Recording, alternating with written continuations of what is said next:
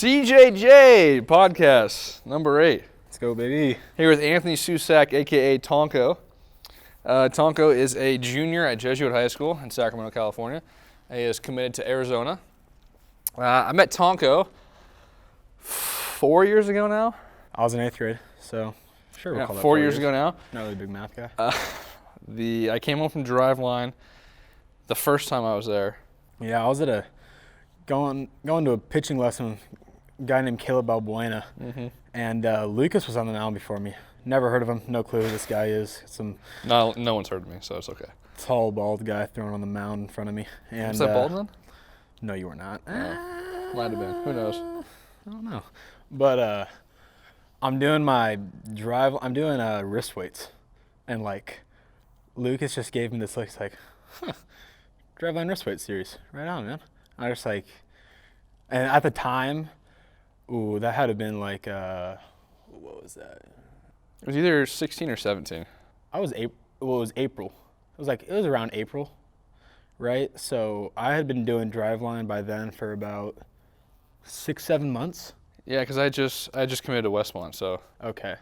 So I've been doing Driveline for about 6-7 months, and I'd made some pretty good gains.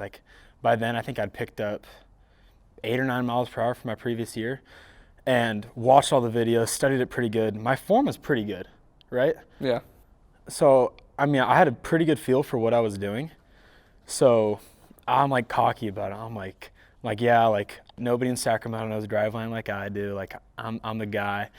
So Lucas is like, oh, Driving wrist weight series. And I'm just like, this guy, what the hell does this guy think he knows? This guy's a jabroni. He doesn't know what the hell he's. All right, well, I am a jabroni. I was like, oh, okay. You probably do it all wrong. You don't know what I know. So, whatever, time goes on. I'm throwing my bullpen, and my dad's talking to Lucas as Lucas is doing his recovery. The whole time. The whole time, yeah. Johnny Susac can talk. And talking the whole entire time, and my dad comes up to me after, and my dad's like, this guy, he's a Driveline geek. He knows everything about Driveline. I go, well, what do you mean? He goes, well, this dude went up to Kent for a month and stayed there. And I was like, this is my guy right here. They're like, I'm going to get along with this guy. So I talked to him. My dad's like, yeah, so they all go out to McKinley Park and go throw at McKinley Park, I guess. So we're going to go out there a few times. I was like, all right, sick. So we go out there. This dude's got his Industrial Revolution trampoline. Yep.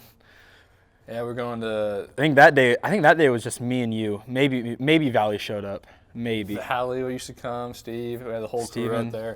Anthony. And I remember you'd come out because that was going into summer, I think. So you come out a lot. You're going to your freshman year. I guess this is after 8th grade. Nope, I was going into my 8th grade year. Are you going into your 8th grade year? I was in my 8th grade spring because I always played up on travel ball teams. I played a year up, so all the guys I played travel ball with were all freshmen in high school. So I didn't have a team to play on. I was just playing this thing called the league. So we only had 5 tournaments the whole year. So that's all I did that whole spring. So it's basically off season. Yeah. I got to pitch 5 times during my off season. So that's why I was in a pitching lesson. Right. And I remember I was kind of I was talking to your dad, and he introduced himself. He was like, Johnny, and then I don't know if he said it at the beginning. He was like, yeah, Johnny Susac. And I was like, oh, I used to work out with Andrew. So I had Jeff Bohagel, this motherfucker. Jeff Bo, the GOAT. That's where I was training with in high school, and Andrew trained with him, and a couple off seasons together we trained. And Johnny is his uncle, and you're his cousin. Uncle Johnny. But yeah, you guys ended up coming out. Your dad would walk the perimeter on his Bluetooth. Oh yeah. Talking to jet ski, talking to who knows who. Talk forever. And then he'd also sometimes would measure out long tosses. Yeah, we had a 300-foot measuring tape. We actually had all the tools. Yeah. We had a lot. I always, every time, now when I come out to McKinley, I got a box. I got all this stuff that I throw with. I'm a high-maintenance guy. You are very high-maintenance. But obviously I knew, just based on what your dad said, that you were a pretty good player. But then I think the moment for me, I was like, oh, this guy's, actually, legit is when you long toss. Long toss 350. I believe, So that was the second time. Was it 350 or was it 360? It was 350. Long toss 350. Well, the cones were set at 340, and Valley was behind the last cone that I threw a dime. I don't even know how. It's on CJJ, but you were 14 at the time. That was, 14. 14. I threw a dime. I don't know how the hell I did that. Valley did not move. He didn't. He did not move his feet. He just sat down, squatted, and just caught it. And he was probably a good 10 or 15 feet behind that last cone. The cones were set at 340. I threw from the last cone. Yeah, probably 350, 355. I don't even remember that. I think my previous record before that was 320, 330. I guess I just felt it that day. It happened. Anyways, keep Dude's going. got no feel. No feel. No feel. Can't teach it. But yeah. Well, I Second day remember- out, all of a sudden I'm just chucking it. It was Steven's first time seeing me, and then I could tell you guys like, who the hell is this kid? Like, okay, this kid's actually kind of good. I remember because this was like, obviously driveline was still, it wasn't quite huge yet. Nope. It was kind of that transition phase, like. No, they were in the Kent facility. Right, but I'm just talking about like worldwide or in the baseball like community. I know that like when Steve and I found them, they were just kind of this random facility. No like big schools were using them. I guess Oregon State had just kind of started. 13, yeah. But when we went through the first year, they kind of started to get some traction, and then that summer is I think when it really took off and kind of became almost like the gold standard.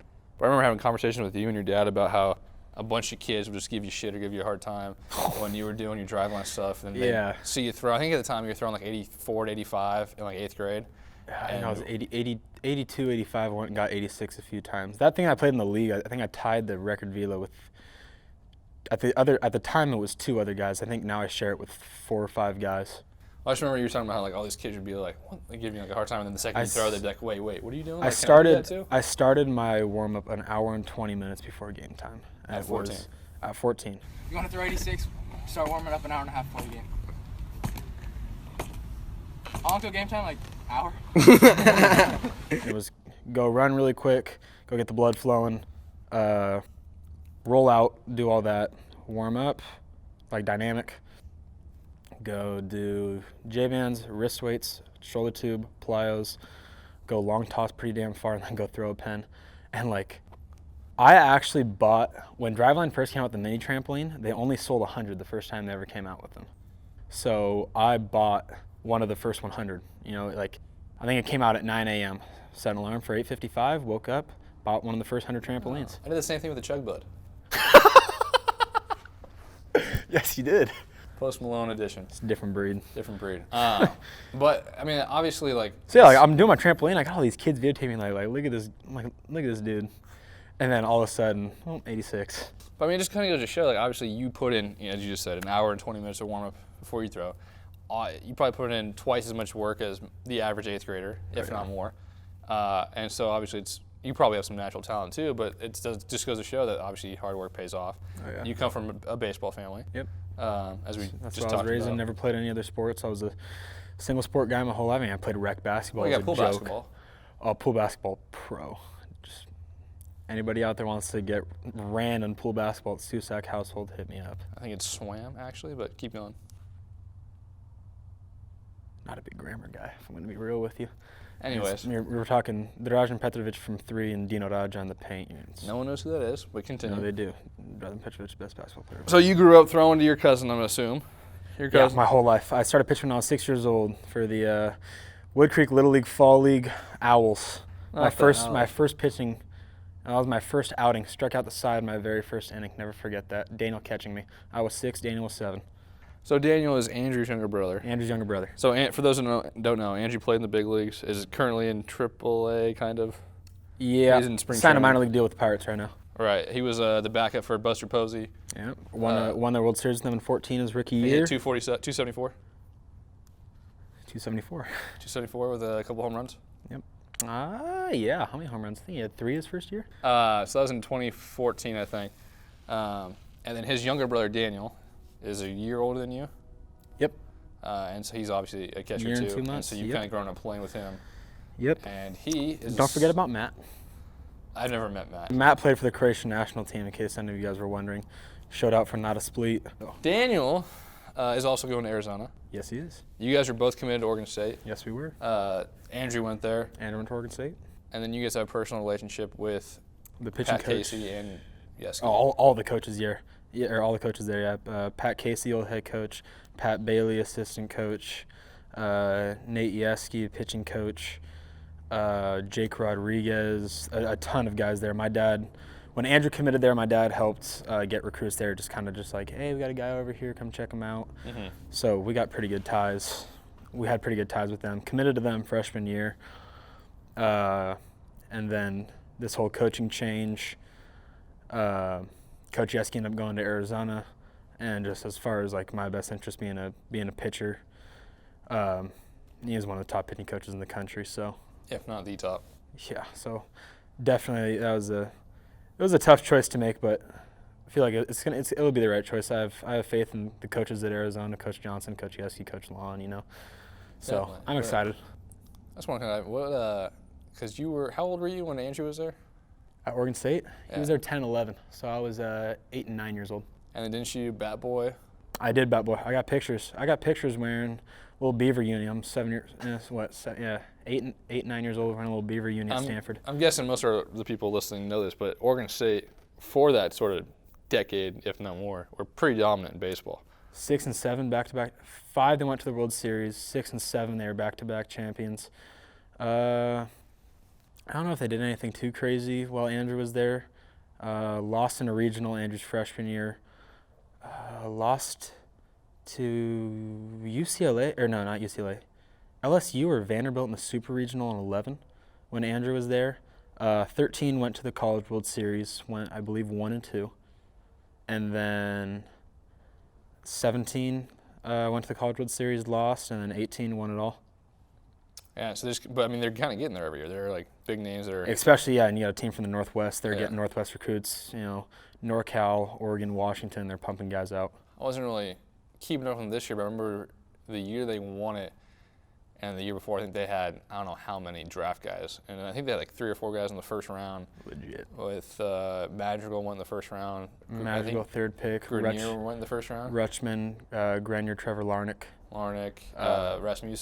Rasmussen, yep. He never signed, but Heimlich would have gone. Heimlich would have gone. He had a bunch of guys go top 10 too, like Gretler. Yep. CJJ Harrison, Stephen Kwan.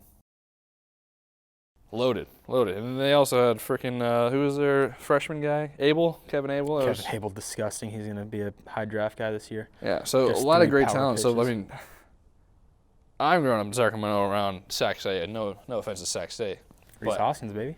Reese Hoskins, baby. Sam Long. But Sam Long. Being an 8 to 9 year old kid that's bat boying for a top program in the nation, in that stadium, looks like it's pretty rocking for home games. Mm-hmm. What was that experience like? Oh, it's pretty cool. I mean, you get to see. I got a pretty good taste pretty early on in my life about college coaches, especially a guy like Pat Casey. The guy's got some fire in his ass. He's I remember Arizona State. I think it had to been 2013. Andrew's playing in spring training. We go down there. Oregon State's playing against Arizona State, and I remember it pretty well. On deck, they get a base hit, runner on second. Guy comes in to score. On deck hitter forgets to go behind the plate and tell the runner up or down. Runner's safe. I want to say the runner even scored standing up, like it wasn't even close. And all of a sudden, I see Pat Casey throw a clipboard. I mean, the guy blew up over nothing, and you get like I said, pretty early on, you get a feel for guys like coaches can flip a switch like now. It's zero tolerance, So, as far as I grew up in a pretty strict household. You're kidding. Extremely strict household. A lot of older cousins that love to screw with me, and Daniel. A lot of talented cousins, obviously. A lot of talented cousins. I also grew up when Andrew.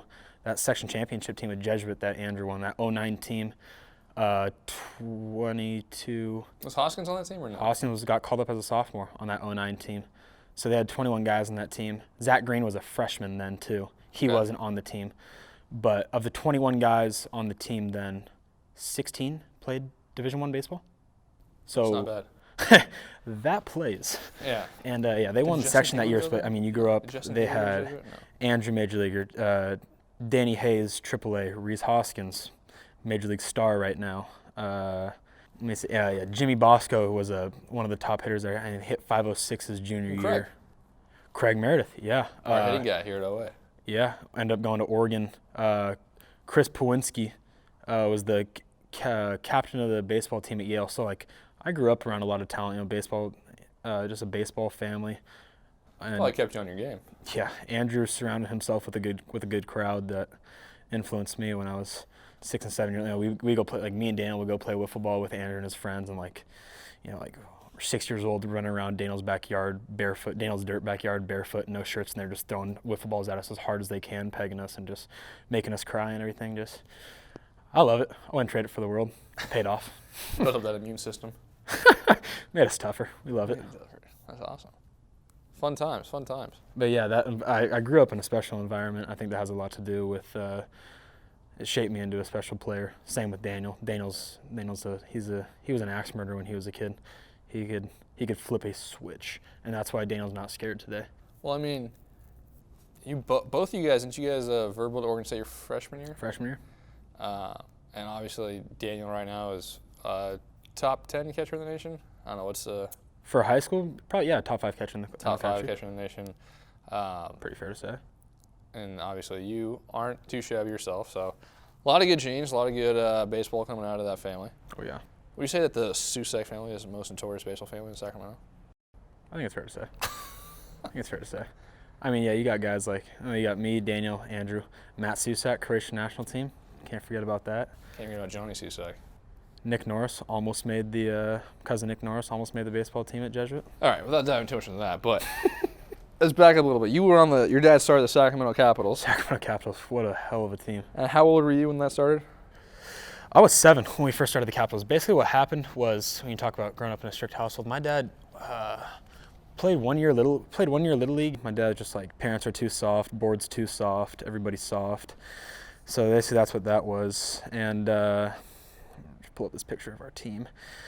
My dad decides, hey, there's a pretty good, we're going to revamp the Sacramento Capitals team. We actually started in the 90s, had some pretty good players. Dustin Pedroia played for us. CC Sabathia played for us. Did your dad start the team in the 90s? No. Chris Fahey. At the time, he was the pitching coach at Jesuit. Okay. So we decided to revamp the Capitals. And they were a very good team back in the 90s. They were a top 10 travel team in the 90s. So we decided to restart this team. We were 7. Very good. We were pretty good, but it was an 8U team. I was 7. I played up my whole entire life. We played 9U and 10U tournaments as 8-year-olds. So I was 7 playing 9 and 9 and 10-year-olds. Same thing. So that kept progressing, and then I threw pretty hard usually, but then my real transformation was when everybody hit puberty and I didn't, because I hit puberty kind of late. I kind of hit puberties going into my 8th grade year. So I used to always, when I was a little kid, because I was advanced, I played a lot of catch with my dad, and I definitely worked on baseball more than your average 5-year-old did. So I could play catch a lot better. When we played t-ball, my dad didn't sign up for a t-ball league. Everybody was too soft. But my dad's friend had a t-ball team, and my dad was like, hey, sneak him on your team, go get him a shirt. So I got myself a little Giants #2 shirt, snuck myself on this t-ball team. I was one of 2 or 3 kids that could actually play catch on this team, right? So where was I going with this? We're talking about the Capitals, pal. Talking about the Capitals. I'm lost. All right, I'm going to take it over. The Capitals, you guys had TJ Nichols, who's now up to 97. Okay, yeah, I'm going to go through this. I'm going to run you guys through this lineup right now. Leadoff, so this is my 7th grade year, this is our 14U team. TJ Nichols, leadoff, committed to Arizona, up to 97 on the mound. One of the hardest throwing guys in the country. Hitting #2, Tyler Soderstrom, committed to UCLA. First team preseason All-American, Baseball America. Right now I got him ranked as the #1 catcher in the country. He was our 2-hitter. Daniel, our 3-hitter, one of the top catchers in the country. Garrett Forster, Daniel's committed to Arizona. Garrett Forster, 4-hitter, committed to Oregon State. Carson Blatnick, 5-hitter, committed to Washington. Tino Betancourt, 6-hitter, committed to San Diego State. Luke Williams, 7-hitter, committed to Santa Barbara. Jake Torres, 8-hitter, going to UNLV. How was our no, take that back. Mitchell Parker was our 9-hitter. Mitchell's uncommitted. Mitchell's going to be he's going to be a D1 guy. And Kai Miranda, where am I? 10-hitter? You weren't the 3-hitter? Kai Miranda, 10-hitter, also uncommitted. And then your boy was hitting 11. You guys hit 11 guys? No. We did not hit 11 guys. AKA, I was on the bench a lot when I wasn't pitching. Played a mean first base, dropped a lot of foul pop-ups. I've seen you drop a ball already on this podcast, so. Hate you. So your boy just was a speed demon. I real, can't see that. Real flexible at the hips. Just Nope. a true prospect first baseman. Definitely not true. It's not that I just don't completely care about your little say that. league experience, Oh yeah. because I don't. How do you get into driveline? So, my driveline story is actually kind of interesting. Thank God, finally. Well, for those of you who know John Susac wants to get every advantage he can get. So my 7th grade year, I'm 13 years old, still haven't hit puberty. And my dad just like, all right, I want more. Like, I started doing J-bands when I was 7. And like, all right, J-bands were cut. Like, J-bands, I mean, I shouldn't say they weren't cutting it, but we just wanted something more than J-bands. You know, I was pretty aggressive long tosser, maxed out long toss 45 times a week at that point. Don't do that anymore. Yeah, keep going. But yeah, my dad just like, hey, I want more. So we call Coach Yeski, a good friend of us, and he says, yeah, you know, I mean, I'm one of the first colleges to do it, but I'm pretty invested in this driveline thing. Uh-huh. You know, this Kyle Bodie guy is kind of a maniac. But he's ahead of the curve. Like, he knows what he's doing. This program's legit. I get into it. So we searched the website. I think at the time, let me see. I graduated 17, so 16. So yeah, 2016. We go on the website and they got like a few testimonials, and it's like That's illegal. Yeski, Scott Brown, Vanderbilt, and the pitching coach at Coastal Carolina who just won the national championship.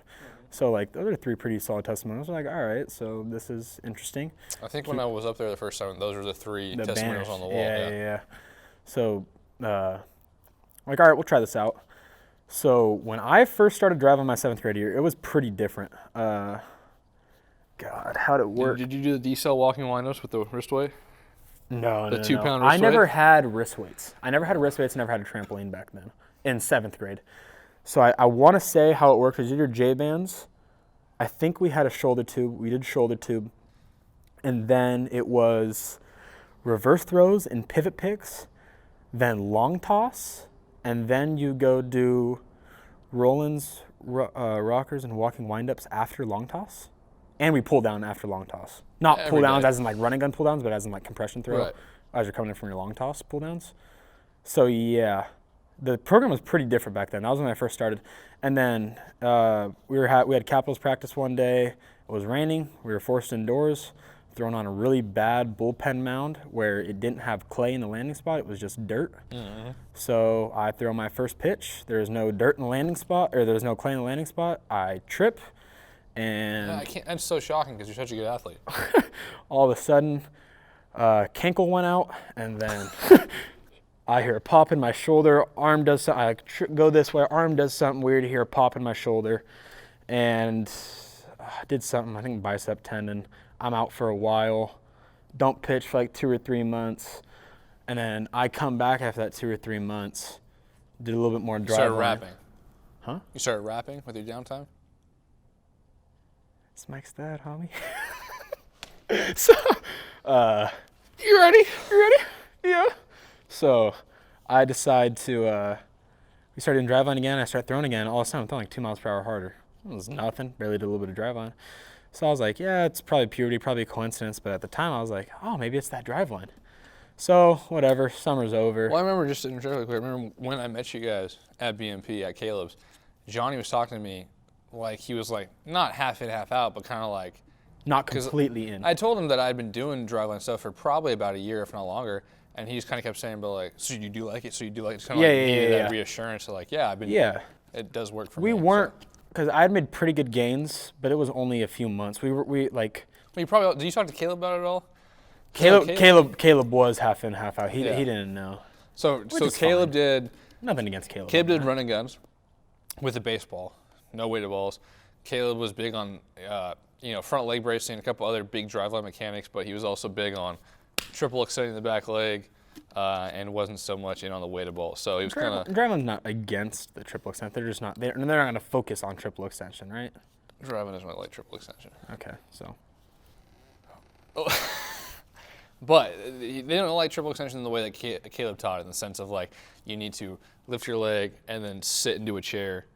And then he literally had me do drills on the mound. I don't know if you did too, where I get into my set position and I would squat basically like this without the chair and throw from here. Steven has a We weren't video that of it. aggressive, but we Steven did, has a video of it, and I'll link it to this. we did do a lot of lower half, and that was my problem. I was a pretty short strider. So I do think Caleb helped me out with my lower half. Oh, this is nothing against Caleb. Caleb's a man. I love him. I love Caleb's a Caleb. man. No, Caleb's the man. Caleb's But- cool. Yeah, so when I met you guys, that's when Johnny Yeah, was kind so of like we weren't completely into it. Like we made gains, but we weren't sure if the gains were going to keep. Because like I gained 10 miles per hour. And I'm not going to gain 10 miles per hour every year. Right. But that gain, I mean, like I said, I hit puberty that year, so I grew 4 or 5 inches. My weights all started going up in the gym, so I was lifting heavier, puberty, and driveline. Those are the 3 main factors why I gained 10 miles an hour. That wasn't all driveline. Right, it's not only one thing. Ever. Right. But yeah, like I said, I was like, okay, maybe there's something to do with this. So I'll send you a video of one of my first pivot picks. It's pretty, not as bad as your first pivot pick. What do you mean? It's gorgeous. But like, it's not my first, Yes. it's one of my first pivot picks. And it's like, I'm really like, the video then was Matt Daniels doing it. And Daniels was take it over here like that. So I really overdid that. Oh, and yeah. it's like, I was like, I think my first pivot pick, it looked something like that. Better than most. Easy there, cowboy. But I was just duplicating those videos. Well, that's like even. I made some good gains, and I mean, obviously now I'm pretty into drive. I'm a believer. But yeah, it was. Oh, you're a believer now? I'm a believer. It was. What do you call yourself, a believer? I'm not a big Justin Bieber guy. Okay, anyways. You went up to Driveline. The first time you went up there was at winter break of. Winter break of 17, Christmas of 2017. Yeah. Had Christmas dinner. Had an early Christmas dinner at 4:30. Caught a plane at 7 o'clock up to Seattle. On Christmas Day? On Christmas Day, SeaTac. We were gonna go on the 26th. Flights were pretty expensive. Yeah, flights were like $80, $100 cheaper round trip. So we saved like $200 going that Christmas Day. And we were just like, all right, screw it. And the freak was there. Second time. Second time Freak was there. Are you sure?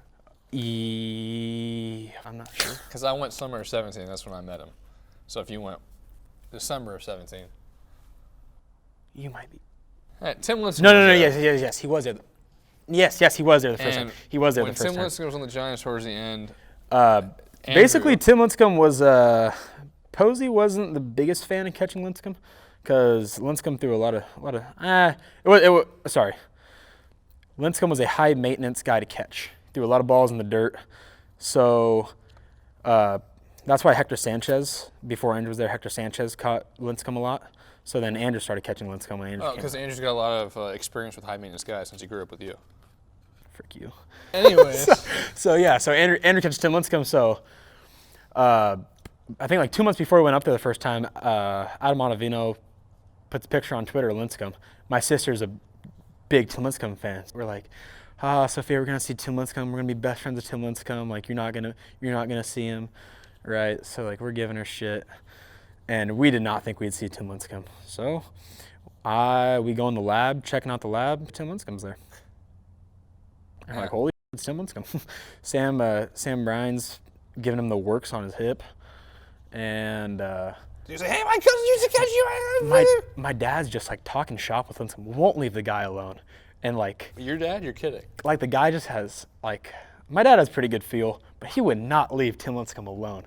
But Lincecum, like he wasn't annoyed of us. He liked us because he loved Andrew. Like Andrew's guys on that team were Panic, Lincecum, and Posey. So like, Lincecum was one of his guys. Even as a rookie, Lincecum took him out to dinner. Andrew's first year being in big league camp in 12. So Lincecum had respect for us. Actually invited us to his next couple workouts. Met Matt Boyd when I was there. Who was Matt Boyd, Lincecum? Who was Dan Otero was there. Herbie Good, good old Herbie Good. Herbie, the whole squad. Well, that's, kind of similar when I was at Drive on the summer. I'd been there 4 or 5 days and I hadn't seen Bodie yet because he was mostly working out in the lab. Because this was like the first time they really blew up to the point where. So actually, I'm sorry to cut you off there. Yeah. So. Sorry to cut you off. So I had a friend actually go the year before I went. Carson Kime went up to Driveline, and I'm like, hey, did you see Bodie? Because I was like all over Driveline. So I was like, God, Kyle Bodie is sick. Like I love Kyle Bodie. I was obsessed with Kyle Bodie. So You're kidding. my buddy Carson's like, yeah, I kind of never saw Cal Bodie. And I was at the time, I was actually long tossing a judge with JP Howell. And JP Howell was like, yeah, I went there. I talked to Bodie a little bit. You don't see him that much. So I was like, I want to see Bodie. I was like, I want to see Bodie. So we get there, and we get at the hotel, and my dad's like, hey, I want to go see how far away Driveline is. So we drive to Driveline, and boom, Cal's car is parked right out in front of there. So my dad's like, dude, we're going to go see Kyle. So we knock on the research lab door. All of a sudden, Cal comes out, like looking. I was like, who the hell is that? And he opens the door. He's like, hey, can I help you? I'm like, hey, we're the Susacs. And he knew our last name. He knew who we were. He's like, yeah, come in. Ends up giving us a whole tour of the lab, gives us a whole tour of the main floor. We talked to this guy till 2 in the morning. I got an assessment the next day. I got to wake up at 7. I got 5 hours of sleep before his assessment. And at the time, Driveline talked a lot on the internet about they will turn athletes down if they don't have a good assessment. I'm like, if I don't have a good assessment, I need to get 9 hours of sleep. If I don't have a good assessment, they're going to kick me out of here. It's like, it's my dream to train here. I'm like, I got to get all this sleep. I got to be prepared. No, that didn't happen. Boy, got 5 hours of sleep. I was talking to Cal Bodie. I was on cloud 9. Had like a 3-hour talk with the guy, just talking shop about baseball. Yeah. Bright mind to pick. Well, yeah, definitely a bright mind. Because the first time I went in 16, literally walking into the main floor, I don't even think they had the research lab at this point. Walking into the main floor, like one of the first people I see is Bodie. And he's right there, and he was like, because Steve and I actually got to go up about 2 weeks before the summer rush hit because I'd got hurt that year, and he was redshirting. So I think we went up May 18th, and the summer came June 1st. So we walk in, there's maybe 20 or 30 guys in the whole place, and a lot of them like the gap year guys like Andrew Sim, Seneca, all those guys that were there for the whole year. And Herbie was there, obviously. Andrews. I thought you meant Eric Sim. Andrew Sim. Andrew Sim. Just walking, the first people to see is like Bodie, and he's like, "What's up, guys? Welcome to our place. I'll show you around." I'm like, "All right," and like Sick. Go through the whole like onboard process with Cody Aiden, and then Cody Aiden. That's who took me through my first on ramp. Love to see it. But I think it was like either my first or second day throwing, and I went to get grass, and Bodie was the one. Bodie just Put his full weight on my ukula. But poor ukula. But it felt good. It felt good. It was It did not. It kind felt of good crazy to look at 2 the days difference a year later, where Bodie's on the floor and the Driveline Yeah. had expanded so much in just a year that not only was he not on the floor like helping guys or doing what, he's in the research lab the whole time. Mm-hmm. So back to my story that you cut me off from 15 minutes ago. Second time at Driveline, Steve and I had been there for 3 or 4 days, and we hadn't seen Bodie yet. And so Kyle texted me at like 11 p.m. like the third or fourth day, and was like, "Hey man, like what time are you guys like going in tomorrow to throw?" And I told him whenever it was, and he's like, "All right, come over to the research lab 4-3 afterwards, and come say what's up to me, and I'll show you the research lab." I was like, "All right, cool." So we get on throwing, we're walking over, and he I think had just gotten there at the same time, so he was walking up too. And it's like, "Oh, what's up, guys?" So we're talking outside for a little bit, and then he's like, "You guys want to come check it out?" And we're like, "All right." So we walk in, and this research lab, which is pretty much the same size as the main facility, was I think 3 people. It was like Anthony Brady on a computer, Joe Marsh over here on this computer, and then Tim Lincecum just stretching out. And Tim Lincecum was my favorite pitcher growing up. Oh yeah. I have a life-size fat head of him. I also do. On the Not wall. life-size. I got a big fat head and 2 posters of Tim Yep. Lincecum and a pennant about his back-to-back Cy Youngs. Yep. And I have somewhere framed, I have the news article of when he threw his no-hitter with Buster hugging him. Whenever I played the show or anything, did my player, I'd always have him have the Tim Lincecum wind-up. Like, I would come home and watch him start. Like, he was my favorite pitcher. Mm-hmm. I wore 55 when I could because of him. Like, all that. And then he just walks up to me and was like, "What's up? I'm Tim." I'm like, "You're kidding. No way."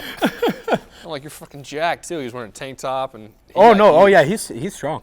And then Steven had gone to the bathroom right when he walked in, so he hadn't gone into the main floor yet. So he comes in like 2 minutes later, and he's like walking towards me, and Tim's over here and kind of goes, "Oh, shit, that's Tim." And just kind of laughs and keeps going.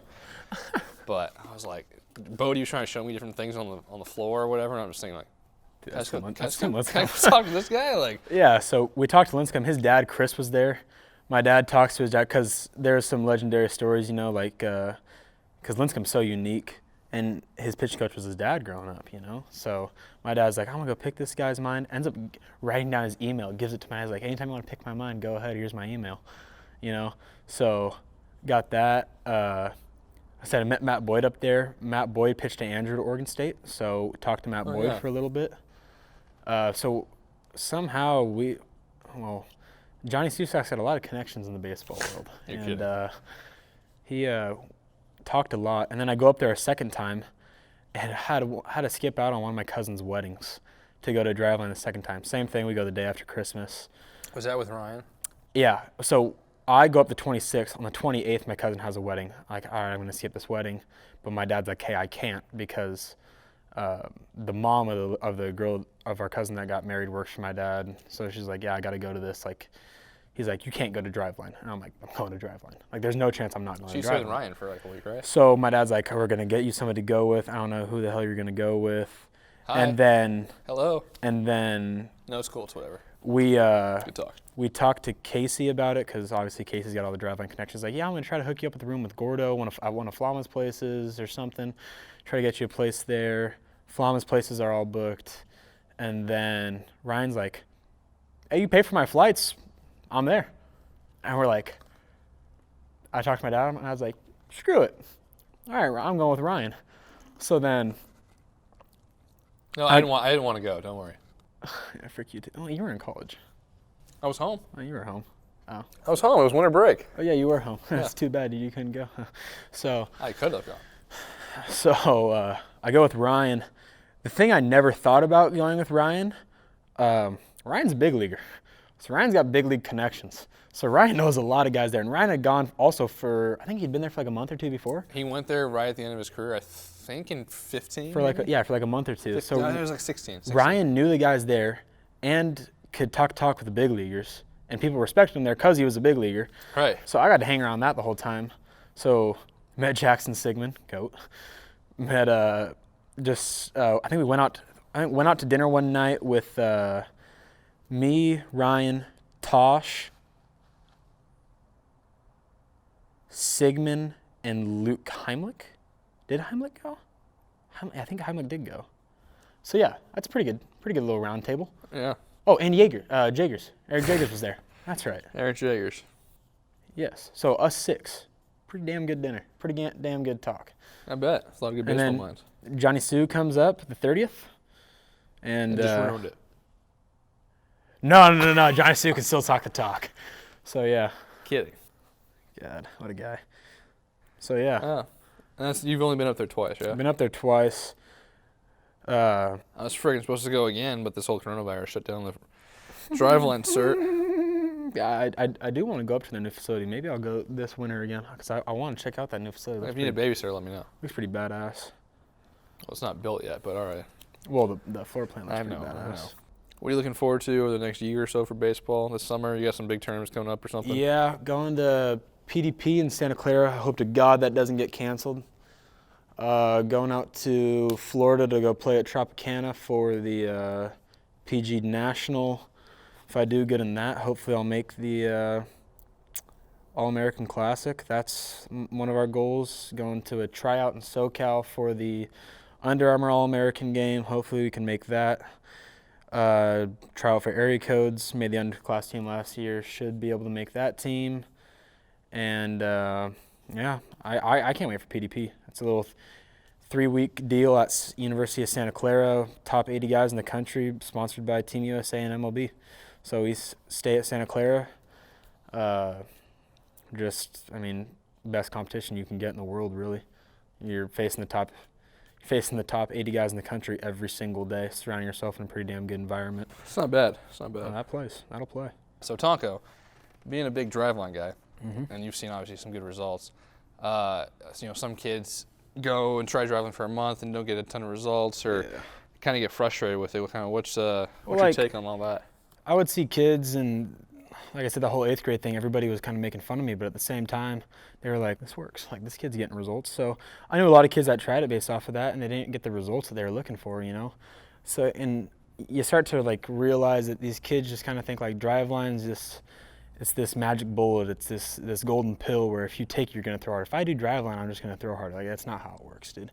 And people do that about a lot of things. You know, like, oh, if I weightlift, it's going to make me stronger and it's going to correlate to the field. Not always, you know? If I take 100 swings every day in the cage, no.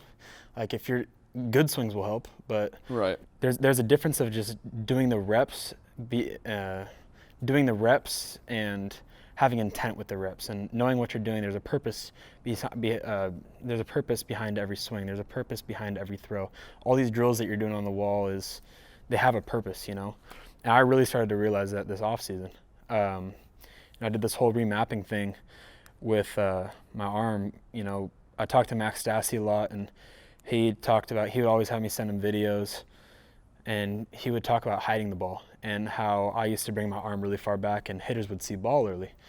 So I talked to him, how do I fix it? So what he did was, when he was with the Astros, Lance McCullers Jr. was rehabbing from Tommy, and he's really smart, and he's really, really smart about mechanics and everything. So Max showed him a video, and McCullers sent me back this video breaking down my mechanics. Tonko, what's up, brother? Lance McCullers Jr. In your video, when you're coming up and you're kicking your leg out this way, and you're getting this effect, you're losing your kinetic energy here, and in order to counterbalance that, your left arm is shooting out and your right arm is shooting back. And then you're coming down the hill and you're getting in a decent spot, but you're coming around. You're going east to west a lot, which is gonna have a hard time being able to locate glove side. So when you're coming up, when you get to the top of your leg lift here, try to focus on kind of sitting in your hips and driving down that hill straight as you can. Straight, and then your arms will be able to work straight front to back, and then you'll be in a much better position where you come up top and be able to control both sides of the plate and create a little more deception, because when you come here and you're out and you kick out, you show ball here, and then as you're coming around and your arms here, they're seeing ball here before you release. When you come up here and you sit into your load and you go down the hill straight, show the bottom of your cleats to your hitter, and you come here, but no arm is being shown. First time I've seen the ball is when it's coming out of your hand. So that's what I got. And basically what he said was, when I start to drive down the mound, I load into my my toe, which my pressure's on the balls of my feet instead of my heel, which means I'm loading into my quad, shooting out this leg, shooting this arm back. Yeah, instead of my heel and into my glute, so all my momentum was going side to side instead of going down the hill, and there was wasted energy there. It was screwing with my fastball command, and I've always wanted to fix my fastball. Like I was a guy, like my sophomore year, I've thrown pretty hard, but I threw way too many sliders, and I was You're kidding. I was winning. Do you admit that? Wow, we got that on film. No. I've always admitted it, but I was winning. That was the thing. I threw a lot of sliders, but they weren't getting touched. My fastball still gets hit more than my slider to this day, even though I throw hard. But I mean, you got to pitch smarter. I was throwing 110 pitches. I'm throwing, 60 fastballs, or I'm throwing 55 fastballs and 45 curveballs, and then like 10 changeups, or whatever. I don't even know how that math adds up, but not a big math guy. 55, 45, and 10. Yeah, that's about right. So, what about your slider? I'm almost throwing as many sliders as I am my fastball. You just call it a curveball sometimes. Yeah, whatever. Whatever. Words are hard. So, I'm throwing my fastball. I always felt like I needed a better fastball. So, go to Max, and he's telling me, all the trends in the major leagues, and talks about hiding the ball. So we go through this whole thing. So, like I was saying about my mechanics, my whole arm shooting back, getting behind me, this elbow climb, it all started loading into the balls of my feet. That's where it starts, and it's a domino effect. Definitely. So that got me to think about training. Like, if I want to fix this, it doesn't just happen. Like, I can't just throw a bullpen and go fix it on the mound. It starts just the way I had to go attack mobility. I had to go get core strength, and I had to go get more glute strength to be able to hold that position better, Right. So I worked on that, and here in the off season a lot, and I really started to focus on my wrist weights and my pivot picks, and even the way I do the shoulder tube, making sure I'm staying short. All my videos I would take from the front, making sure I'm not seeing ball, making sure that the hitter's not seeing ball back here, and then I'm staying hidden like that. So it really got me thinking about completely just changing my mindset, the way that I train, and having that intent. And that helped me with, intent during my wrist weights, intent on the wall, intent playing catch, especially playing catch. Well, intent, as you know, intent's doesn't just mean throwing a ball as hard as you can.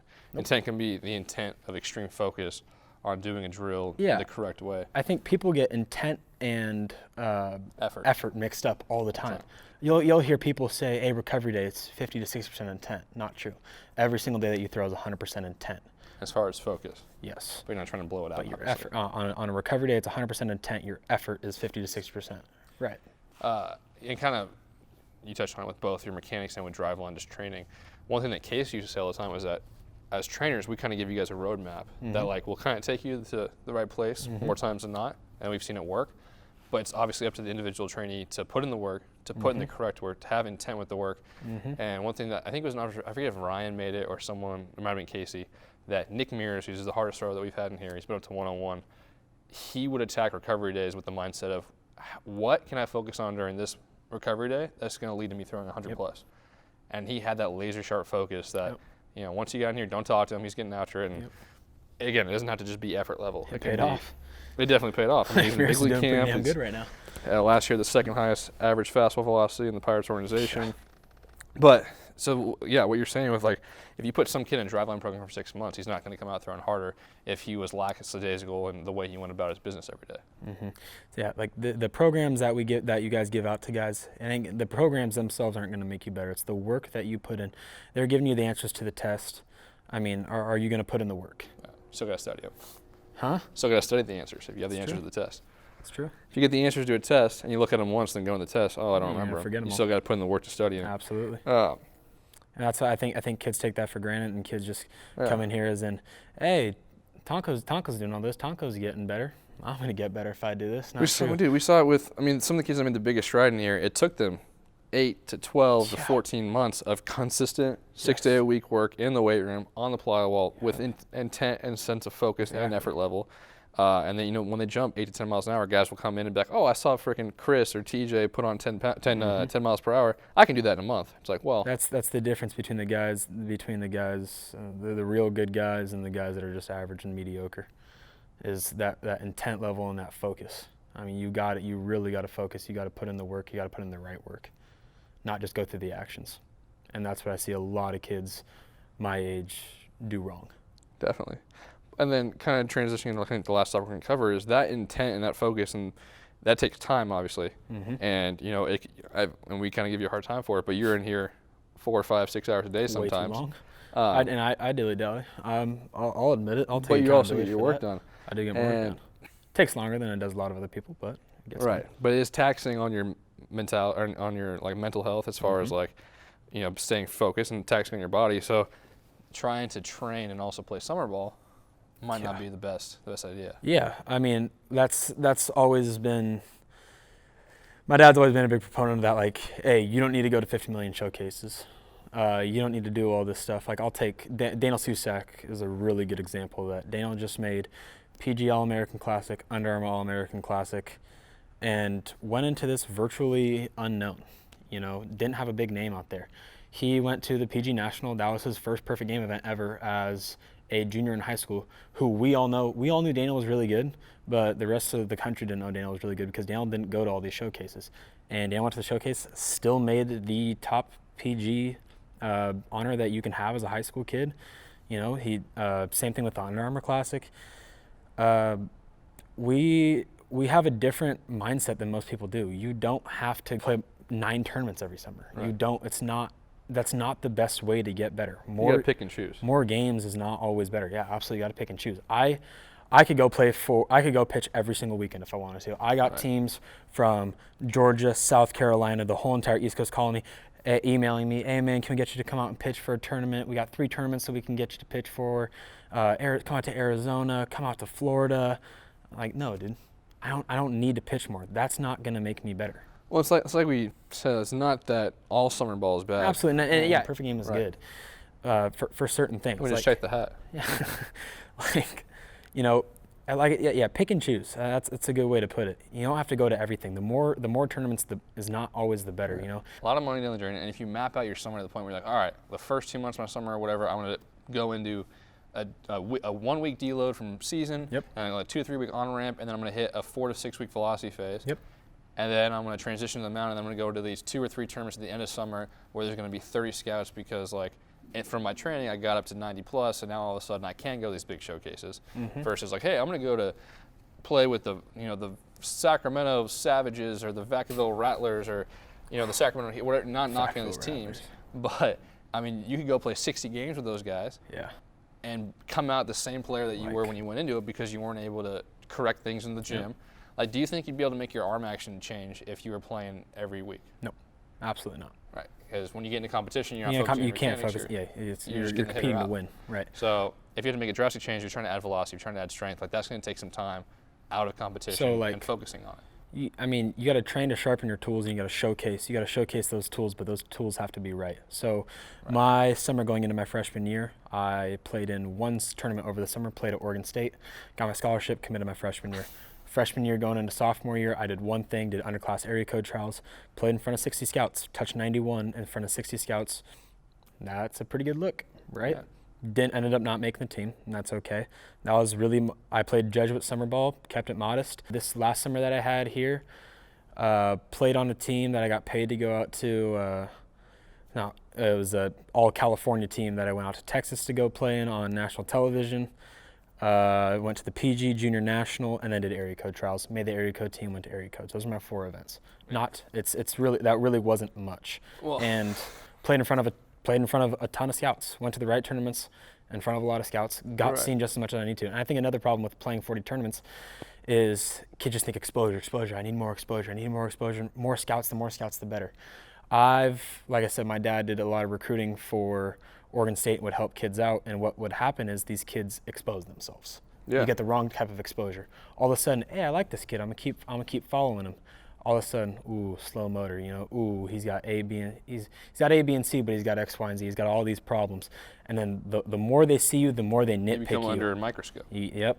Well, that's what we talked about, not quite to that extent, but like, hey, if you're throwing 82 to 84, like, oh, I need to get exposure so coaches see me. Well, it's like, well, if you go throwing from a coach 82 to 84, there's a good chance he might write you off his list. And then a year later, if you're 88 to 89, they might not even go watch you play because like, oh, I've already seen that guy, he's 82. Mm-hmm. So kind of the flip side of your story is I played for the Susac Legends right at the end of my high school year, and they had like a 60-game season, and I had a blast. Oh, yeah, summer ball's fun. I think I threw 60-something innings. I went 8-1, had a 2.5 ERA, Yeah, good absolutely carved. Went to Willamette, D3, baby. There we go, baby. Because I wanted there's no exposure because I was 80 to 82. So You gotta go to the right events, and you gotta. Summer's a good time to train hard. Yeah. And you can still make gains in the summer, Yeah, I literally went to Westmont based on a 30-second bullpen video that I took throwing 88 miles an hour, 87 to 88. Plus, you got all this online exposure, flat ground, all these things that you can get your name out there and not expose yourself. Yeah, we had it with friggin' Slim Jesus. Exactly. Went to Arizona. Friggin' Tyler Ferguson signed with the Dodgers based on a video we took in here. Like, there's exposure and there's being exposed. there you go. If you're going the exposure route through a video, you have the chance to control it. If you throw a bad bullpen, I'm just not going to post that one. Very true. But if you go to a showcase and you have a bad, showcase, then maybe 30 scouts write you write off. him off the list. There he So- goes. Adios. It happens I see it way too much, way too many.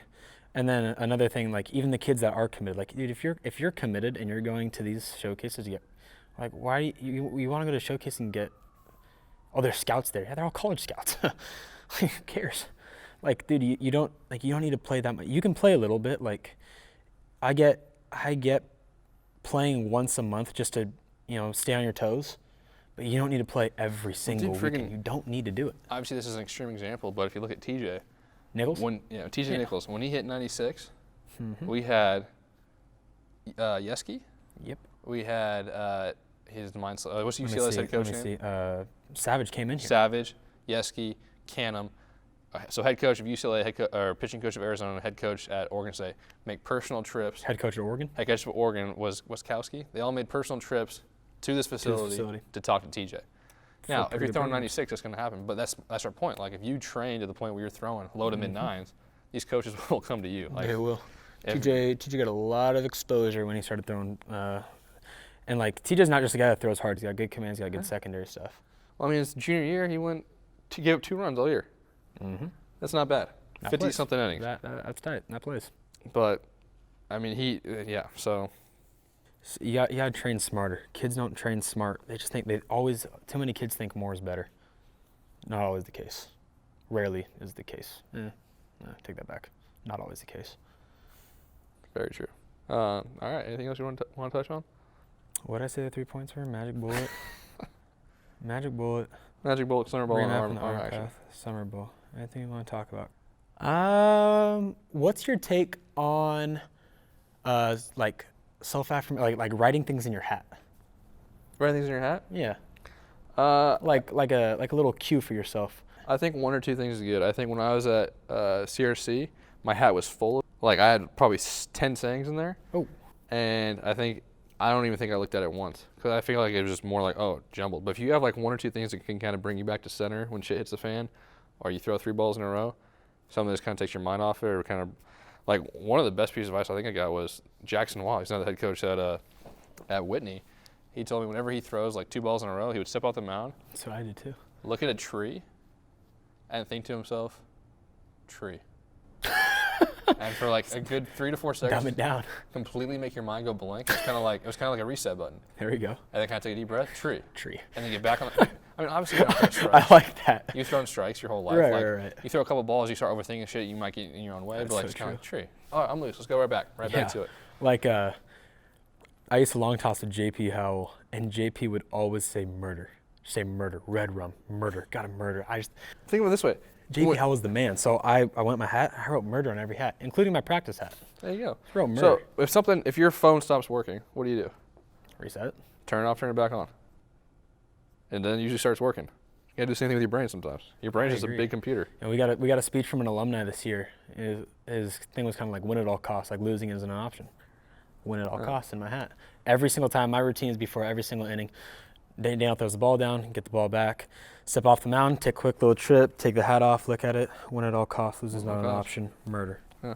Back on the mound, take a deep breath, get on the mound.